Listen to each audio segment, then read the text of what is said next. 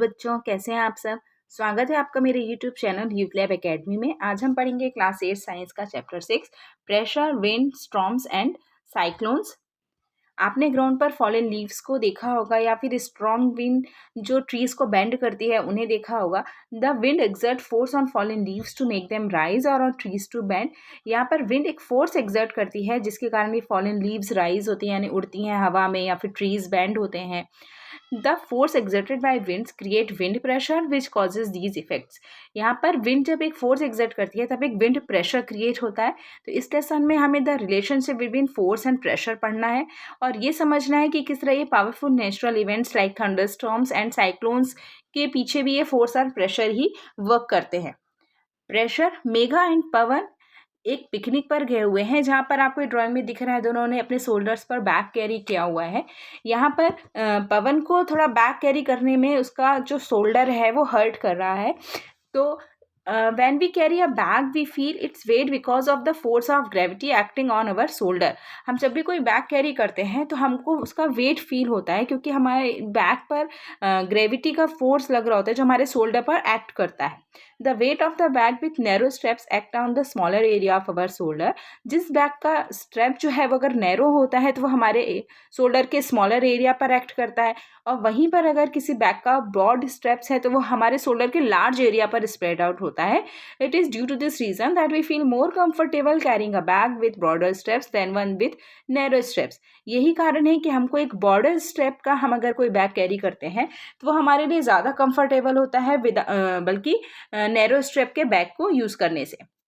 The area over which the force act is involved, we defined a quantity called pressure। एक area पर जितना force act कर रहा है उसे हम उस क्वांटिटी को हम प्रेशर बोलते हैं, which is the force per unit area. जिसे आप फोर्स एक एरिया पर कितना फोर्स एक्ट कर रहा है उससे आप डिफाइन कर सकते हो। So pressure equals to force upon area. At this stage, we will consider only those forces which act perpendicular to the surface on which the pressure is to be computed। यहाँ पर हम सिर्फ उन forces के बारे में बात कर रहे हैं जो कि सरफेस पे परपेंडिकुलरली लग रहे हैं। इसी तरह कुछ और एग्जांपल्स हैं। यहाँ आप देखिए, दो बकेट हैं फुल ऑफ वाटर। यहाँ पर एक बकेट का जो हैंडल है वो थोड़ा ब्रॉड है, एक बकेट का हैंडल जो है वो नैरो है। यहाँ पर अगर आपको कोई बकेट उठाना है तो आपको जो ब्रॉड हैंडल वाली बकेट है उसको उठाने में ज़्यादा ईजी होगा कंपेयर टू नैरो हैंडल वाली के बजाय।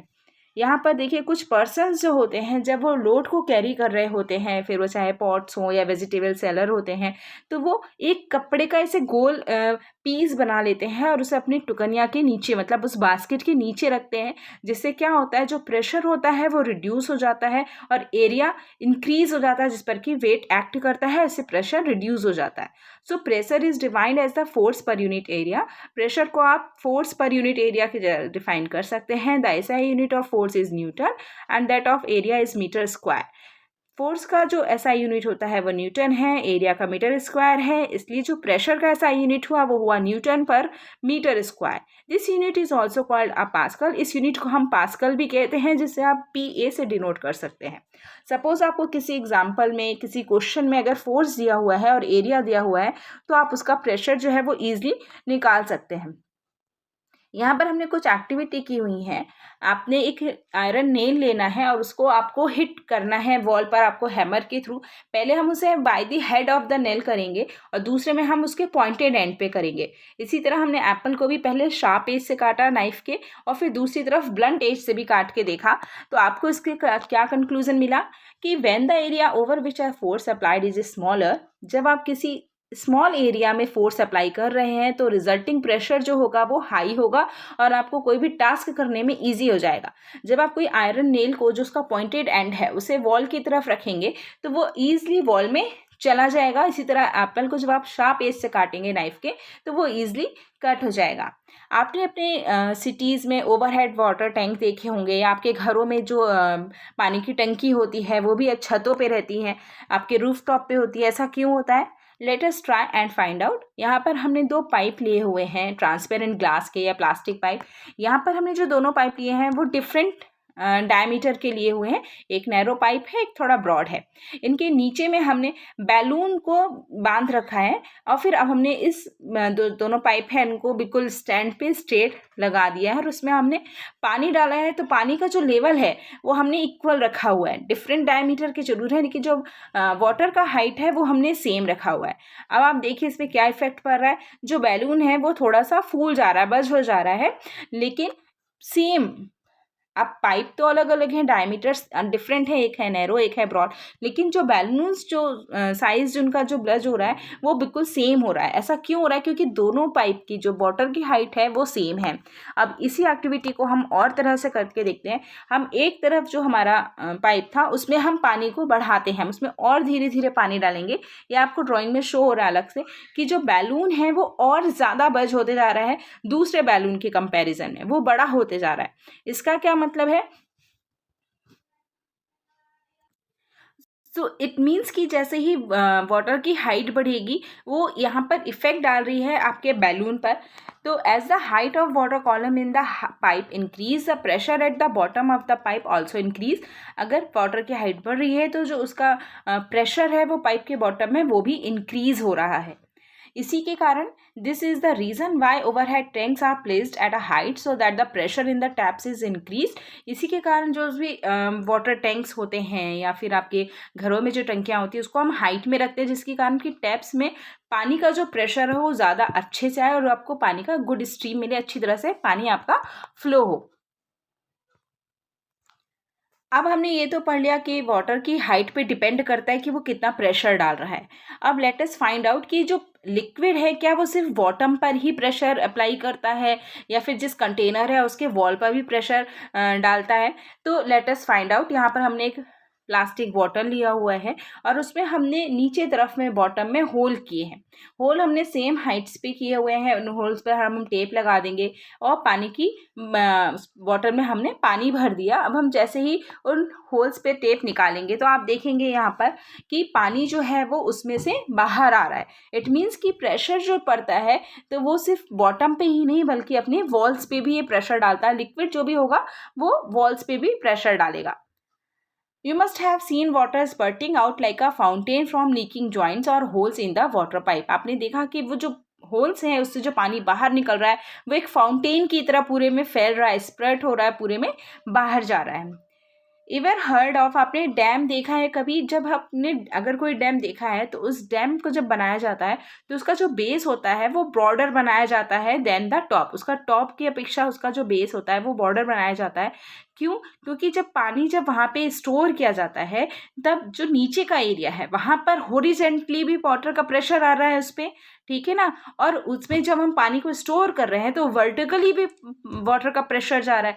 तो जो बॉटम है वहाँ पर ज़्यादा प्रेशर आ रहा है, एक तो हॉरिजेंटली भी आ रहा है ऊपर से वर्टिकली भी वाटर का प्रेशर आ रहा है। तो इसको ज़्यादा हमको स्ट्रॉन्ग बेस भी बनाना पड़ता है। तो इससे क्या होता है, डैम का जो बेस होता है वो ज़्यादा स्ट्रॉन्ग भी बनाया जाता है और उसे ज़्यादा ब्रॉड भी बनाया जाता है।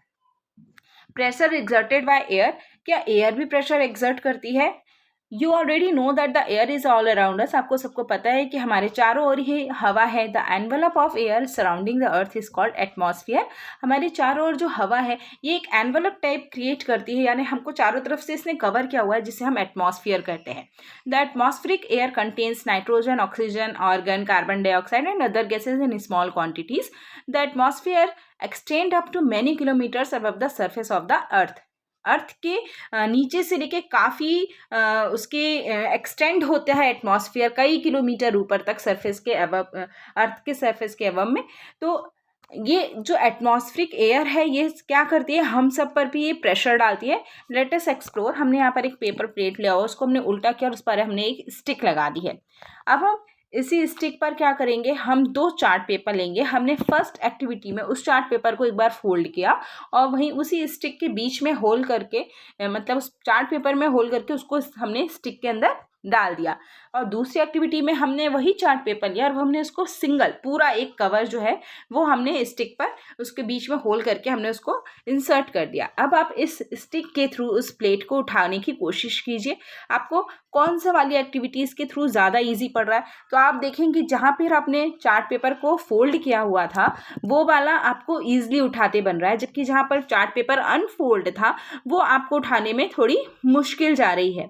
क्यों हो रहा है ऐसा? क्योंकि हमने पहले ही पढ़ा कि अगर एरिया ज़्यादा है तो उस पर फोर्स भी ज़्यादा लगेगा। When we cover the paper plate with unfolded chart paper, the area of the covering sheet increase, the effort need to lift the paper plate increase. अब यहाँ पर जो आपको एफर्ट डालने पड़ रहे हैं वो ज़्यादा लगेंगे। So we can infer from this observation the air exert force on the covering sheet. हमको इससे पता चल रहा है कि एयर जो है वो कवरिंग सीट पर एक फोर्स एक्सर्ट कर रही है which makes it difficult to lift the paper plate, जिससे कि पेपर प्लेट को लिफ्ट करने में हमको थोड़ी दिक्कत आ रही है। The pressure exerted by air around us is known as the atmospheric pressure. जो प्रेशर हमारे ऊपर एयर के थ्रू लगाया जा रहा है उसे हम एटमॉस्फेरिक प्रेशर कहते हैं। इसके लिए अब हम एक एक्टिविटी और करेंगे। हमने बैलून को लिया और हमने उसमें एयर को ब्लो किया, राइट। अब हमने उसको अच्छी तरह से इन्फ्लेट कर दिया। अब आप देखिए जब एयर को भी हम उसमें डाल रहे हैं तो जो एयर फैल रही है वो सारे डायरेक्शन में फैल रही है। आपको बैलून देख के समझ में आ जाएगा कि जो बैलून है वो इक्वली हर तरफ से फूल रहा है। और जैसे ही आप अगर उसको मुंह से हटाते हैं और उसके माउथ को कवर नहीं करते हैं तो एयर जो है वो पूरी तरह से बाहर निकल जा रही है। So have you ever wondered how large the atmospheric pressure is? यहाँ पर लेट अस परफॉर्म एक और हम एक्टिविटी का, जिससे हमको पता चले कि एटमॉस्फेरिक प्रेशर कितना रहता है। So when we press the sucker, sucker आपको पता है ना, एक रबर सकर जो आता है जो कि आप थोड़ा सा प्रेस करेंगे और फिर वो चिपक जाता है वॉल पर या टेबल पर, कोई भी फ्लैट सरफेस पे। So when we press the sucker most of the air between its cup and the surface on which it is placed is pushed out and the air pressure inside it is reduce.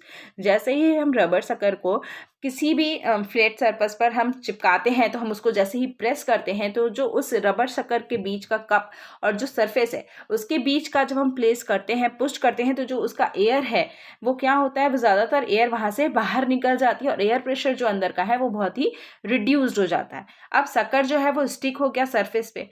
अब लेकिन जो बाहर का जो air है, the pressure exerted by the air inside the sucker, वो तो कम है। To pull the sucker off the surface, अब आप इस सकर को जब उठाने की कोशिश करते हैं तो the applied force should be strong enough to overcome the pressure difference between outside the sucker and the inside the sucker.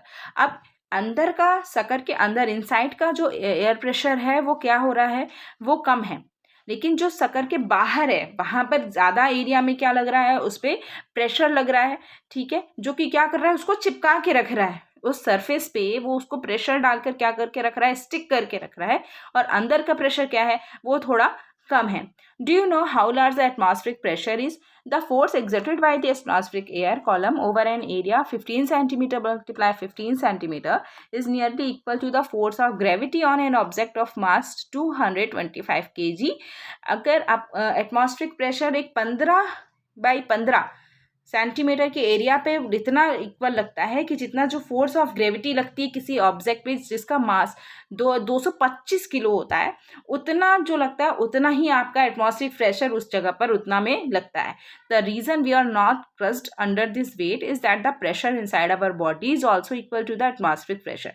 हम इतने सारे एटमॉस्फेरिक एयर प्रेशर के कारण भी अगर हम क्रस्ड नहीं हो रहे हैं तो इसका कारण ये है कि हमारी बॉडी के अंदर जो प्रेशर है वो एटमॉस्फेरिक प्रेशर के इक्वल होता है। This balance the pressure exerted from outside the pressure inside our body. जो प्रेशर हमको एयर का बाहर साइड से लग रहा है और हमारी बॉडी के अंदर से जो प्रेशर है जिसके कारण हमारे फ्लूइड का मूवमेंट हो रहा है या गैसेस मूव हो रही है टिश्यूज और ऑर्गन में, तो ये दोनों प्रेशर्स क्या होते हैं, इक्वल होते हैं। The SI unit of pressure is Newton per meter square, also known as Pascal. However, the practical unit of air pressure is millibar. Air pressure का हम practical unit कहते हैं millibar, which is equal to 100 Pascal. Air pressure is also expressed in hectopascal, HPA, which is equal to 100 Pascal. इसके आगे का हम next video में पढ़ेंगे। Thank you.